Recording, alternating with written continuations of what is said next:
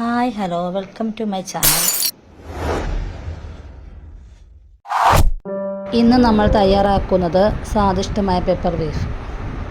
അതിനായി നമ്മൾ 1 കിലോ ബീഫും അതിൻ്റെ ചേരുവകളുമാണ് എടുത്തിരിക്കുന്നത്. അവയെല്ലാം കൂടി കുക്കറിൽ മിക്സ് ചെയ്ത് വെന്തെടുക്കുക. പച്ചക്കുരുമുളകിൽ ചെയ്യുന്നത് കൊണ്ട് പച്ചക്കുരുമുളകും ഒരു സവാളയും കൂടി ഇട്ട് നല്ലതുപോലെ അടിച്ചെടുക്കുക. ചൂടായ എണ്ണയിലേക്ക് തേങ്ങ വറുത്ത് കോരി മാറ്റുക. എന്നിട്ട് ആ എണ്ണയിൽ തന്നെ കടുകിട്ട് നമ്മൾ നേരത്തെ അരച്ച് വെച്ച കുരുമുളകിൻ്റെ പേസ്റ്റില്ല, ആ പേസ്റ്റ് ആ പച്ചമണം വാർന്ന് വരുന്നത് വഴറ്റുക. ആവശ്യത്തിന് കറിവേപ്പില ഇട്ട് കൊടുക്കുക. എന്നിട്ട് നേരത്തെ നമ്മൾ വെന്ത് വെച്ച ആ ബീഫ് എടുത്ത് അതിലേക്ക് തട്ടിയിട്ട് കൊടുത്ത് ഇളക്കി യോജിപ്പിച്ച് നല്ലതുപോലെ വഴറ്റിയെടുക്കുക. ആവശ്യത്തിന് ഉപ്പും വിനെഗറും കൂടി ചേർത്ത് കൊടുക്കുക.